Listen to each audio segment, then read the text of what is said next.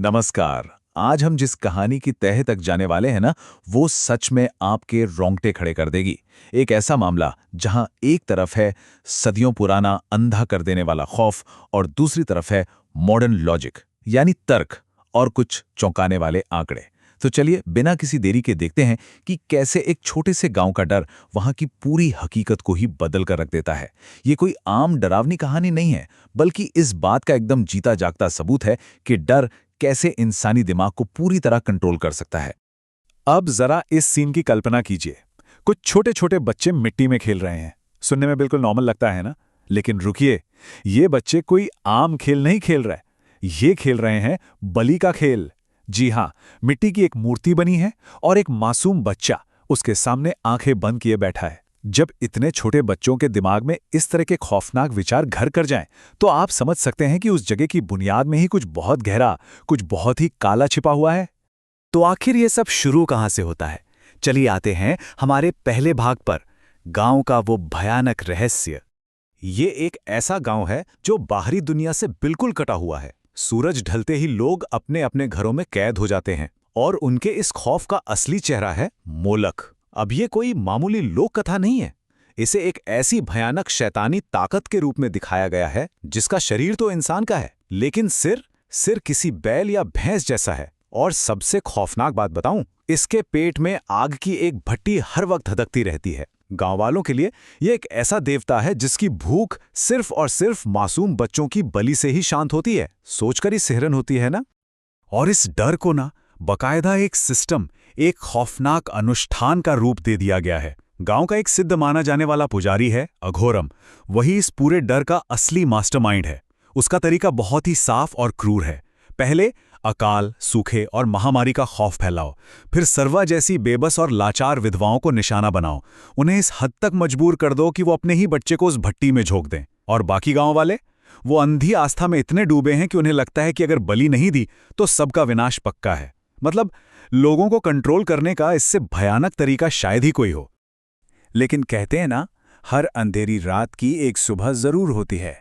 अब हम पहुंचते हैं दूसरे भाग पर, गायब होते बच्चों का सच। जब गांव से एक के बाद एक बच्चे गायब होने लगे, तो कागजों पर एक ऐसा सुराग पीछे छूट गया जिसने एक बहुत बड़ी इन्वेस्टिगेशन की शुरुआत कर दी। और वो सुराग था एक आंकड़ा, 19।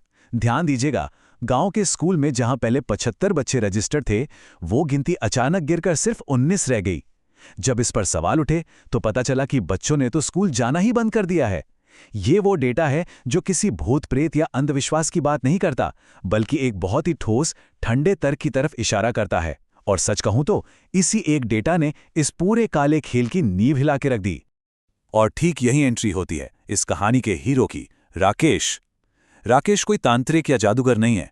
वो जिला शिक्षा विभाग का एक सरकारी अधिकारी है। एक ऐसा आदमी जो सूट बूट पहने हैं, हाथ में एक ब्रांडेड सूटकेस है, आंखों पर चश्मा है और जिसके पास हथियार के नाम पर हैं सिर्फ फाइल्स, कुछ रिपोर्ट्स और सच तक पहुंचने की एक पक्की जिद। उस अजीब से सन्नाटे वाले गांव में राकेश की मौजूदगी बिल्कुल ऐसी लगती है जैसे वो किसी दूसरी ही दुनिया से आया हो। अब यहां से गांव में दो बिल्कुल अलग विचारधाराओं की आमने सामने की टक्कर शुरू होती है। एक तरफ है राकेश का लॉजिक, जो पूरी तरह से सरकारी डेटा, एजुकेशन रिपोर्ट्स और फैक्ट्स पर टिका है। और दूसरी तरफ है अघोरम का अंधविश्वास, जो डर, आधी रात के डरावने हवन और अंधी आस्था पर चल रहा है। अगर आप ध्यान दें तो ये सिर्फ दो लोगों की लड़ाई नहीं है, बल्कि ये दो बिल्कुल ही अलग दुनियाओं का एकदम सीधा टकराव है।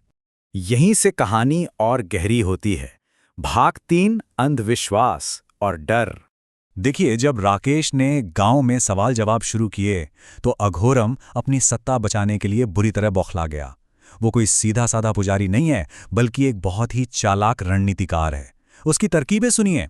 फसलों के खराब होने को वो सीधे भगवान का श्राप बता देता है। मॉडर्न मेडिसिन, उसे तो वो सिरे से नकार देता है। सरपंच तक उसकी मुट्ठी में है। और हद तो तब हो गई जब राकेश सच के एकदम करीब पहुंचने लगा तो अघोरम ने उसके शरबत में कोई नशीली दवा मिला दी ताकि राकेश को खतरनाक मतिभ्रम या हेलुसिनेशंस हों और वो डरकर गांव से भाग जाए। ये एक बात बिल्कुल साफ कर देती है कि अघोरम की ताकत कोई दैवीय चमत्कार नहीं, बल्कि सिर्फ और सिर्फ एक बहुत बड़ा धोखा है। लेकिन सच को आखिर कब तक दबाया जा सकता है? भाग 4, पाखंडी अघोरम का पर्दाफाश। उस रात उस नशीली दवा की वजह से एक बेहद भयानक सपना देखने के बाद राकेश की अचानक से नींद खुल जाती है। वो खंडर की तरफ जाती हुई एक आग का पीछा करता है और वहां अघोरम अपने ही अहंकार में चूर होकर अपना सबसे बड़ा राज उगल देता है। वो कहता है कि वो किसी देवता की नहीं बल्कि एक शैतान की पूजा करता है। वो गांव की भलाई के लिए नहीं बल्कि अपनी खुद की असीमित ताकत के लिए उन मासूम बच्चों की बलि दे रहा था। उसका असली मकसद क्या था? सिर्फ 7 सालों में अमरता हासिल करना। सोचिए, उसका ये एक वाक्य उसके खोखले और भयंकर स्वार्थी चेहरे को पूरी तरह बेनकाब कर देता है। और आखिरकार जीत लॉजिक की ही होती है। पर राकेश यहाँ कोई फिल्मी हीरो की तरह अकेले नहीं लड़ता। वो अपनी सूझबूझ का इस्तेमाल करता है, डरे हुए गांव वालों को इकट्ठा करता है और उन्हें चुपचाप अघोरम का ये सारा सच सुनने के लिए ले आता है। ये बहुत ही कमाल का पल है। जिस पवित्र पुजारी के सामने वो गांव वाले कल तक अपना सिर झुकाते थे, आज उसी के अपने शब्दों ने उसके बुने हुए उस खौफनाक मायाजाल को हमेशा हमेशा के लिए चकनाचूर कर दिया।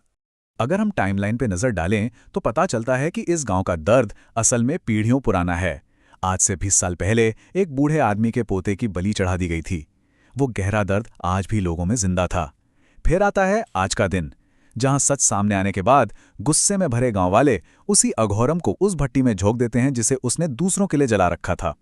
एक तरह से पूरा चक्कर पूरा हो गया। लेकिन रुकिए, कहानी यहां खत्म नहीं होती है। सालों बाद कुछ ऐसा होता है जिसकी किसी ने कल्पना भी नहीं की थी।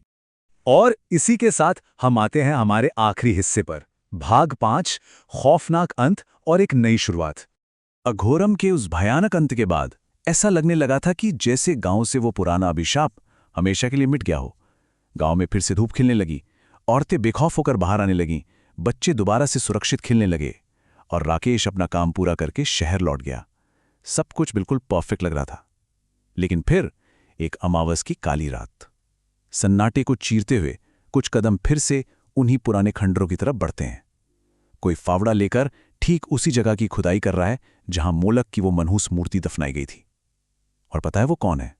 वो कोई और नहीं बल्कि खुद अघोरम का बेटा है। ये सीन हमें साफ बताता है कि बुराई कभी इतनी आसानी से खत्म नहीं होती। वो अक्सर एक विरासत की तरह अगली पीढ़ी तक ट्रांसफर हो जाती है।